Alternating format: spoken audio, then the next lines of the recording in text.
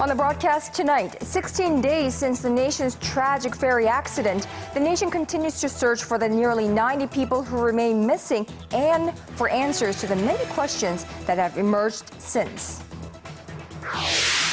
The U.S. Fed keeps its monetary policy course unchanged, saying the world's largest economy is picking up after a wind chill. And Japan cannot follow in the footsteps of Germany in atoning for its wartime atrocities, says Japanese Prime Minister Shinzo Abe. Early edition at 6 begins now.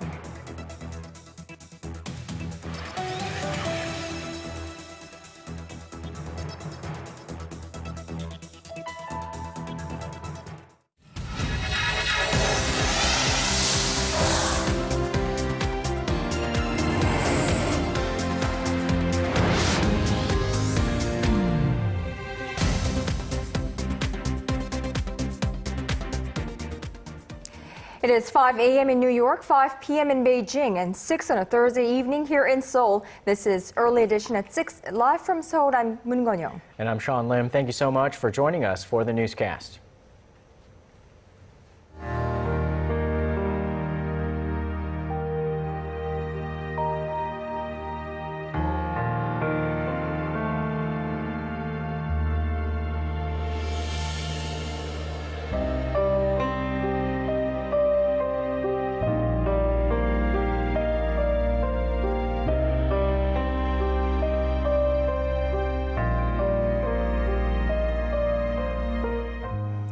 It's been 16 days since a tragic ferry accident shocked the entire nation as well as the rest of the world. The confirmed death toll now stands at 217 as more bodies were found inside the vessel several hours ago. For the latest on the search operations and the ongoing investigation into the sinking, our Kim Ji-yeon joins us from the news center. Ji-yeon, let's start with the investigation where there were more arrests today. Well, Sean, local authorities arrested 2 senior employees of Chonghaejin Marine Company on Thursday for negligence. They stand accused of allowing the ferry to be renovated so it could hold more cargo, knowing full well that it was dangerous. The excess cargo and weight on board the ferry is seen as one of the main reasons for the sinking. The investigative team says the 2 employees knew the dangers of restructuring the Sewol ferry, but went ahead with the plans anyway. The authorities say they are planning to request an arrest warrant for the 2 employees, identified only by their surnames, An and Kim. And the director of the company is also under investigation into whether he or she embezzled funds of around $29,000 while in charge of restructuring the ferry. On top of that, the joint investigative team says it detected a problem in the process of fastening cargo inside the ferry, which ultimately contributed to its capsizing. The turnbuckle device, which has wires to fix the cargo into place, was not being used. It was found that only ropes and a device called a cone were used, which were not able to safely secure the cargo on board. Right, Ji-yeon, the shipping company, however, is not the only one under fire for lax management, is it? Well, Kon-young, the rescue team that first arrived at the ferry site on April 16th is under fire again over new information that reveals their slow and lax handling of the situation. It took the Mokpo Coast Guard more than 20 minutes to depart for the ferry site after being dispatched. The order was sent at around 8:58 a.m., but they didn't leave until 9:20, 22 minutes later. Faced with the criticism, the Korea Coast Guard downplayed the delay and said it was within their standards. They also said the rescue officials were untangling electrical lines that were connected to the rescue boat that they're using to turn on the engine. Normally, it takes rescue teams a few minutes, less than 5 minutes in all, to depart from their stations and head to the accident site. But critics say the rescue team should have been adequately trained and prepared to handle emergencies like the Sewol ferry, especially when navigating in the waters that are notorious for strong sea currents. How are the search operations proceeding? Well, Sean, divers focused their operations earlier today on the 4th floor of the vessel, mainly on the left side where most of the missing were thought to be, and on the 5th floor lobby. They found one body on the 4th floor, and the authorities said they expect to make more progress in their search starting Friday, as they believe they'll finally be able to get inside cabins that have been blocked by debris. The operator has decided to not deploy a diving bell for good. The Coast Guard tried to deploy the device earlier today, but it was pulled out of the waters after just 2 hours. A diving bell is a chamber that can be used as a base for divers, enabling them to stay underwater for several hours without having to return to the surface. A family member of the missing argued that the search operations on the vessel itself were stalled for 4 days, as the search team was solely focused on making preparations for the deployment of the diving bell. I'm Kim Ji-yeon, and I'll bring more updates later this evening. In the wake of the ferry disaster, the Korean government will put more money into establishing an integrated disaster response system and boosting emergency training. At a financial strategy meeting on Thursday, President Park Geun-hye asked all ministries to make sure manuals that contain emergency response procedures are in place and that those in charge are well informed and properly trained. While recognizing the need to spend more on welfare, the president also talked about maintaining the country's financial soundness through a so-called pay-go policy, whereby expenditures are paid for with funds that are already available. Overall spending would be further reduced by merging some 600 projects that overlap or are similar in nature over the next 3 years. Meanwhile, the unbearable wait continues on Jindo Island for dozens of families. They refuse to leave the area until their loved ones who are still missing return back.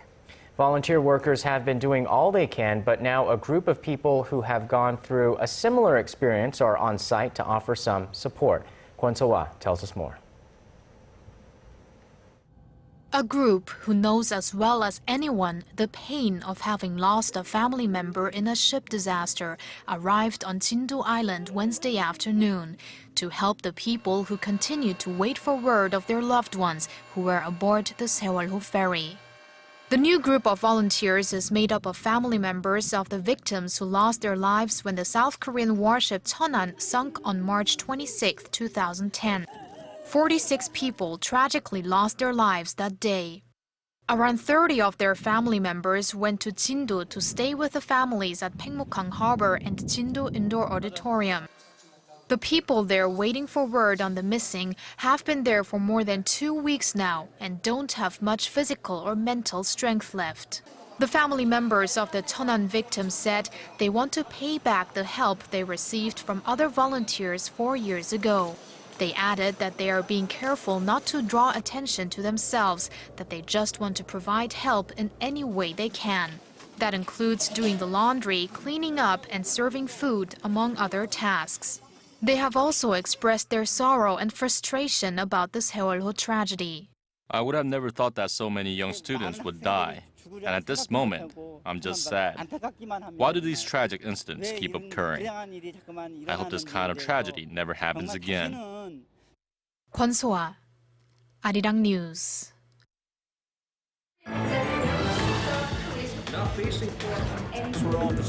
Digging deeper, getting to the bottom of stories that impact your life. Talking with you on air and online. Connecting you with experts on the world's most pressing issues.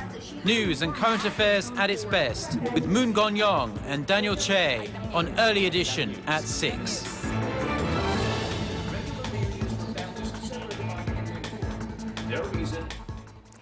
Shifting our focus now to the economy. April was another solid month for Korean exports. The nation's trade balance has now been in the black for 27 straight months, with products that did not fare well in terms of exports last year gaining momentum. Our Song Ji-sun has a breakdown of which sectors did well and why. Korea posted a 27th consecutive monthly trade surplus in April, and more importantly, it resulted from improvement in most export industries. With the exception of LCD panels, key export items demonstrated strong growth, even steel and petroleum products, which suffered from a slump last year. Deliveries of high value-added vessels, like drill ships, helped place the shipping industry at the top in terms of export growth. Traditional export engines like semiconductors and handsets also saw an expansion thanks in part to the launch of Samsung's new Galaxy S5 model. The nation's trade surplus stood at $4.5 billion in April, with outbound shipments surpassing the $50 billion mark for the second time in history. Last month's export figure of $50.3 billion is up 9% from the same month last year, while imports rose 5% to $45.9 billion. By region, exports to U.S. rose 19% in April, another sign that the U.S. economy is recovering at a robust pace. Outbound shipments to ASEAN countries and Japan also gained ground, but slowed to European nations and China. Trade officials said, however, the large surplus in April was partly because exporters expedited shipping and customs clearances in April before the holidays in the first week of May. Looking to the month ahead, slower growth is possible due to a fewer number of working days. 송지선, Arirang News. Meanwhile, also picking up pace was Korea's consumer prices. It grew at the fastest pace in 8 months in April, easing concerns about deflation. The nation's consumer price index rose 1.5% from a year earlier, the fastest on-year rise since August last year. The price of fresh food like agricultural and fisheries products dropped, but rising utility costs like electricity, water, and gas, as well as home rental prices attributed to the spike. The data comes amid worries that the country might be entering a deflation phase as the consumer price growth has been stuck around 1% since last September. For the U.S. Federal Reserve, $10 billion is once again the magic number. That's how much the FOMC moved Wednesday to reduce its bond purchases by, saying growth in economic activity has picked up recently after a wind chill. Arirang News' Hwang Ji-hye has more on why the Fed decided to keep its monetary policy course unchanged. The Federal Reserve expressed confidence in the growth of the U.S. economy on Wednesday when it announced another cut in its bond-buying stimulus program. After a two-day policy meeting, the Fed said increasing household spending and other recent data indicate that economic activities are picking up. It said it will cut another $10 billion to $45 billion a month starting in May, despite an economic slowdown in the first quarter this year. Earlier in the day, a separate report showed that the U.S. economy grew just 0.1% in the first 3 months of this year. The Fed said the poor growth was much anticipated and that it was largely because of the harsh winter weather. People are looking forward, and the Fed is also looking forward. Some of the more recent data on auto sales and today's Chicago Purchasing Managers Survey suggests that we're getting some strength, we're getting some recovery from that really tough cold winter.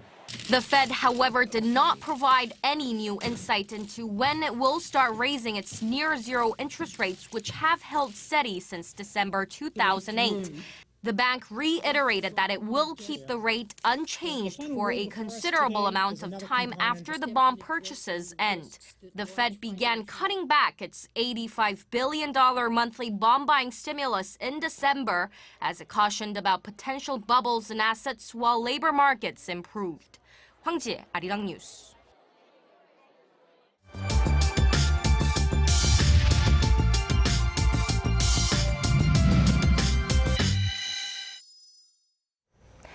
Let's zoom in on North Korea. There is a new player in North Korea's power circle, and he's quickly moving up the ranks. Just 2 weeks after being promoted to the position of Vice Marshal, Hwang Byung-seo is now believed to have replaced another top-ranking official to become the second most influential figure in the regime. Our Hwang Sung-hee reports.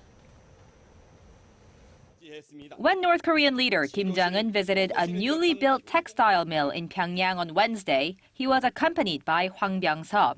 Here, Kim ordered the military Politburo chief to congratulate the workers in celebration of May Day.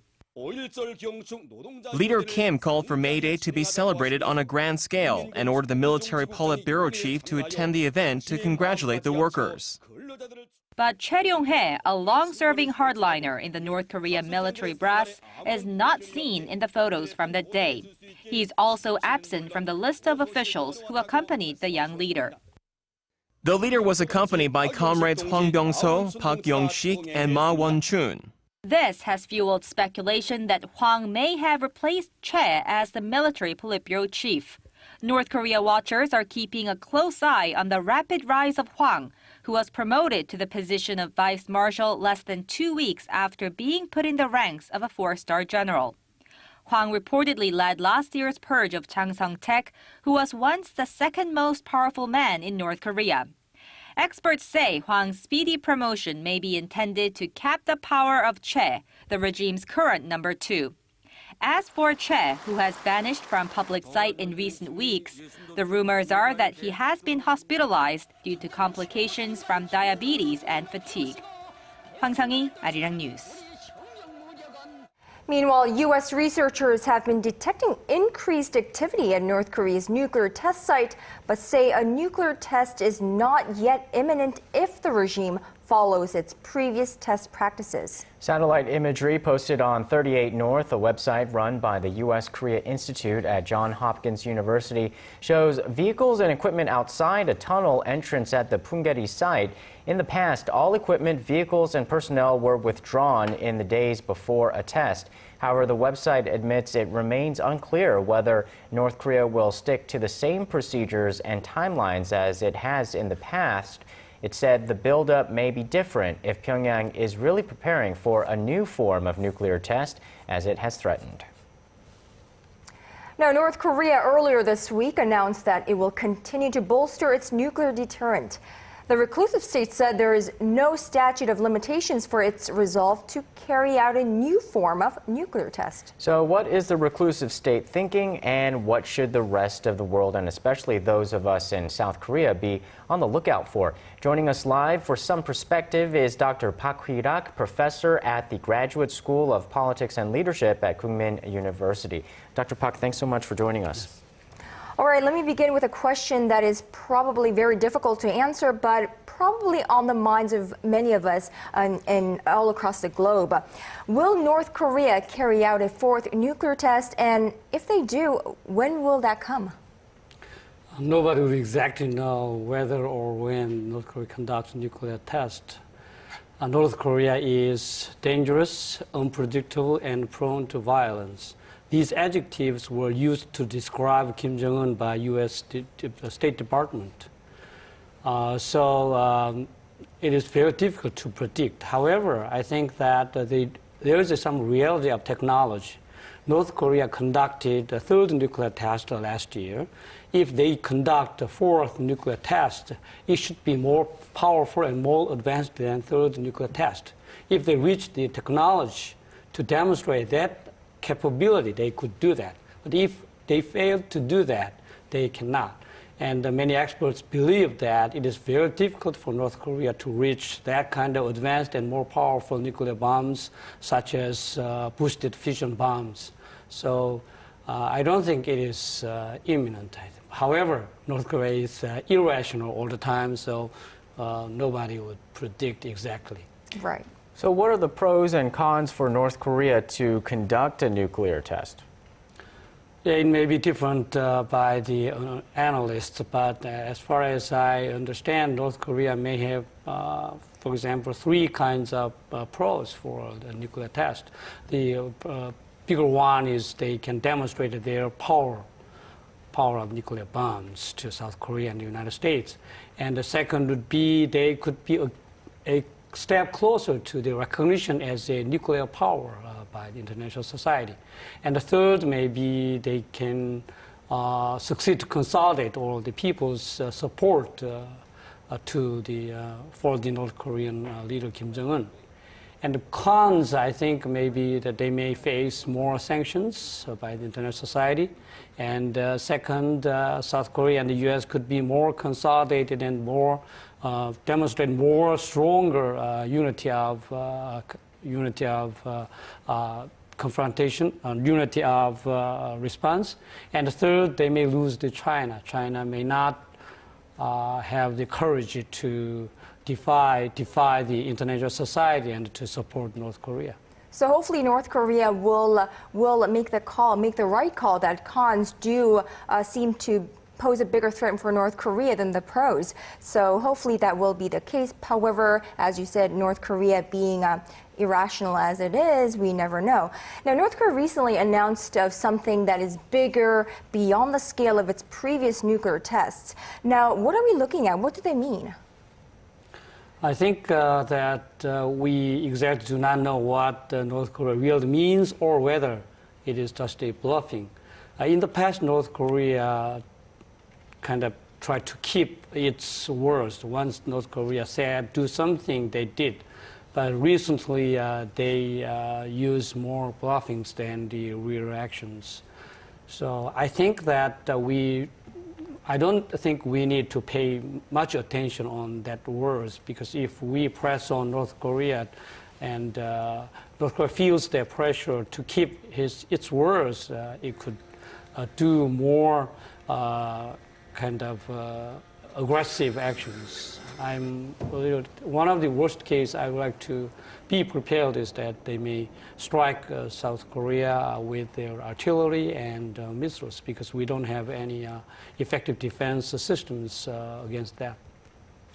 So China has been on the record as consistently trying to persuade Pyongyang to move away from its nuclear weapons program. But do you think that's been working? Do you think that they have to step that move up another notch? China always tries to persuade North Korea with words. If China really wants to persuade North Korea, they should use sticks and carrots at the same time. If China impose its own sanctions to North Korea, China should follow North Korea should follow Chinese advice, but China does not use that kind of means. At the same time, China does not implement the UN sanctions. So I think China need to see itself. My meaning is that China is recognized as a G2 power in the world, and I think China wants to be recognized as that. But I don't think many people agree that China shows that kind of responsibility to the world issues as a G2 country in the world. So I think if China wants to be a powerful country and lead the other nations, it should demonstrate its responsible manner, especially in solving North Korean nuclear issues. All right, Dr. Park Kwi-rak, thank you so much for speaking with us. Thank you.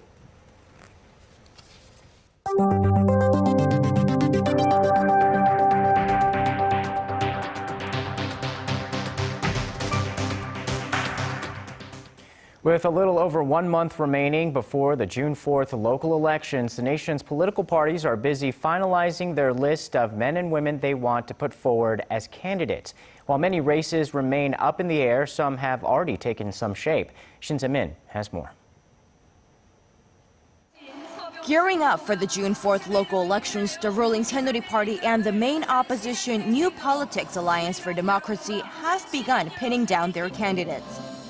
The ruling and the main opposition parties have already confirmed candidates for the majority of the 17 mayoral and provincial governor seats up for grabs, and a number of the races crystallized on Wednesday and Thursday.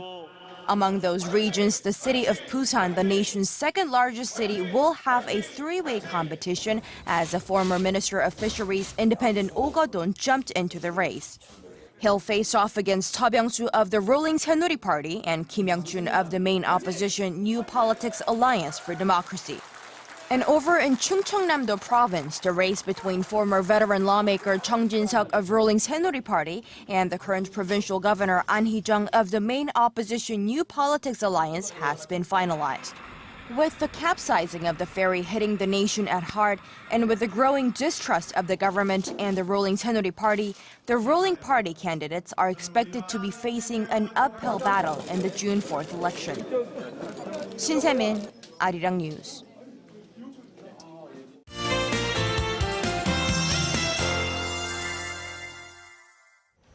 Well, down in Jindo, the search and rescue operations continue.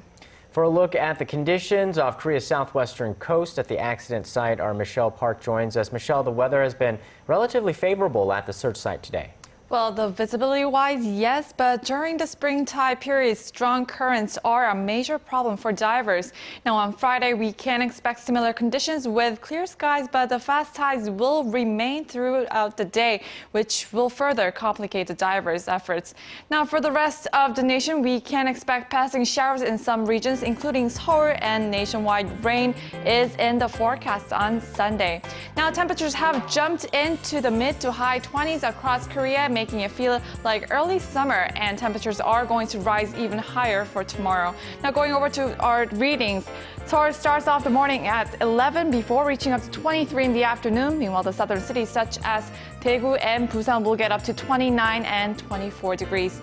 Now, moving over to other regions, Jeju Island tops out at 25, Dokdo at 23, while Mankumgang tops out at 21. Well, that's all I have for you tonight. I'm Michelle Park, and back to you guys. That brings us to the end of our newscast. Thank you for watching. For our viewers in Korea, have a wonderful rest of the evening. And a great start of the day to those of you in other parts of the world. This has been Sean Lim. And I'm Moon Gun-young. We hope to see you right back here, same time tomorrow. Bye-bye.